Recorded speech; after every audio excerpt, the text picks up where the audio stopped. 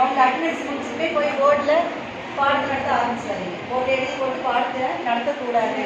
½ மணி நேரம் நம்மளுக்கு மாரல் சயின்ஸ்னு நம்ம கிளாஸ் சொல்லிட்டு அந்த மாரல் சயின்ஸ் கிட்ட கண்டிப்பாக நீங்கள் மாரல் வேல்யூஸ் தான் குழந்தைங்களுக்கு சொல்லிக் கொடுக்கணும். சில குழந்தைங்க வந்து கிளாஸ் ஒரு குழந்தை ஃபார் எக்ஸாம்பிள் ரொம்ப சோகமாக இருக்காங்க, இல்லை ஒரு மாணவி வந்து ஹோம்ஒர்க்கே செய்யாமல் வராங்க, ஒழுங்கு இல்லாமல் இருக்கா அப்படின்னா அந்த குழந்தைக்கு தான் நீங்கள் வந்து ரொம்ப கேர்ஃபுல்லாக நீங்கள் ஹேண்டில் பண்ணணும். அந்த குழந்தைக்கு ஸ்பெஷல் அட்டென்ஷன் நீங்கள் கொடுக்கணும். அந்த குழந்தைக்கு என்ன ப்ராப்ளம், எதனால் குழந்தை ஹோம்ஒர்க் செய்யலை, எடுத்தோடனே ஏன் ஹோம்ஒர்க் செய்யலை அப்படி உடனே பனிஷ்மெண்ட் கொடுத்து go out of the class அப்படின்னு சொல்லக்கூடாது. ஃபஸ்ட்டு ஒவ்வொரு குழந்தையும் நீங்கள் லேர்ன் பண்ணணும். எந்தெந்த பேக்ரவுண்டில் வரான்றதை நீங்கள் கற்றுக்கணும். அவருடைய ஃபேமிலி சுச்சுவேஷன் என்ன, அவருக்கு பேரண்ட்ஸ் இருக்காங்கன்னு ஃபஸ்ட்டு. நிறைய குழந்தைங்களுக்கு அப்பா அம்மா இல்லாத குழந்தைங்களாம் வருது, தாத்தா வீடு பாட்டி வீட்டில் அவங்க இந்த ஆண்டி வீட்டுலாம் வராங்க குழந்தைங்க. அப்படிங்கும் பொழுது அந்த குழந்தைங்க நீங்கள் ரொம்ப கேர்ஃபுல்லாக ஹேண்டில் பண்ணணும். உங்களுடைய சொந்த குழந்தைக்கு ஒரு டீச்சரும் அந்த குழந்தை என்னுடைய குழந்தை.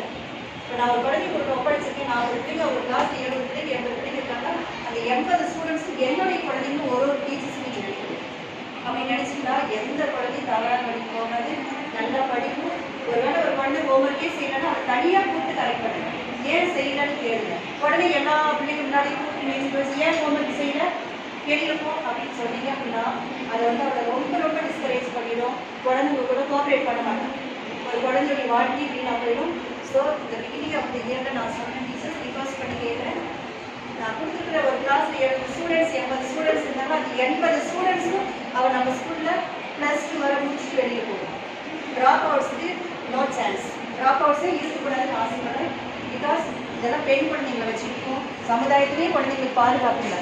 குழந்தைங்க பஸ்ஸில் வரும்பொழுது ப்ராப்ளம், ஆட்டோவில் வரும்பொழுது ப்ராப்ளம், நடந்து வரும்பொழுது ப்ராப்ளம், நம்ம ஸ்கூல் முன்னாடி நிற்கும்போது சில குழந்தைங்களுக்கு ப்ராப்ளம் ஃபேஸ் பண்ணுறாங்க. அப்படின்னும் போது ஒரு குழந்தைங்க குழந்தை நீங்கள் நினச்சி பாதுகாப்பு கொடுத்து படிப்பு மட்டும் இல்லை, கண்டிப்பாக ஒழுக்கத்தில் வரக்கூடிய கல்வியை நீங்கள் வந்து குழந்தைங்களுக்கு கொடுக்கணும் அப்படின்னு ஆசைப்படுறேன். எனக்கு தெரியும் நீங்கள் எவ்வளோ ஹார்ட் ஒர்க் பண்ணி குழந்தைங்களுக்கு ரிசல்ட் வாங்கிக்கூடிய கண்டினியூஸாக ஆல் திஸ் இயர்ஸ் நம்ம சென்ட்ரல் ரிசல்ட் வாங்கணும் அப்படின்னா கண்டிப்பாக உங்களுடைய ஹார்ட் ஒர்க். இதை நான் ஒன்றே ஒன்று கூட ரெக்வஸ்ட் பண்ணி கேட்குறது, எந்த குழந்தையும் நம்ம ஸ்கூலில் இருந்து வீணாக போயிடக்கூடாது. அத்தனை குழந்தைங்களும் சமுதாயத்தில் ஒரு நல்ல நிலைக்கு வரணும் அப்படின்னு ஆசைப்படுறேன். So I pray for you all. God bless you, wish you courage. குழந்தைங்களை ஹேண்டில் பண்ணும்போது ரொம்ப கேர்ஃபுல்லாக இருக்கும். குழந்தைங்களுடைய மனசில் காயப்படுத்துற மாதிரி நீங்கள் பேசவே கூடாது. அப்போ குழந்தை வரும்போது நீங்கள் டிஸ்கரேஜ் பண்ணிட்டீங்கன்னா ஒரு முறை நீங்கள் நோட்டு பண்ணி தப்பு இதை கூட தெரியாதா இப்படியெல்லாம் எழுதிட்டு கொடுத்தா அடுத்த முறை குழந்தை பொருள் வரவே வராது. இப்போ நான் சரியாக எழுதிட்டு போனாலும் உள்ள பயந்துடும். டீச்சர் ஏதாவது நம்ம கரெக்ஷன் பண்ணிடுவாங்களோ, இன்ஃப்ரண்ட் ஆஃப் அதர் ஸ்டூடெண்ட்ஸ் நம்ம டீச்சர் வந்து திட்டிடுவாங்களோட பயத்தில் குழந்தைங்களுக்கு வராது. ஸ்பெஷலாக 10th 11th 12th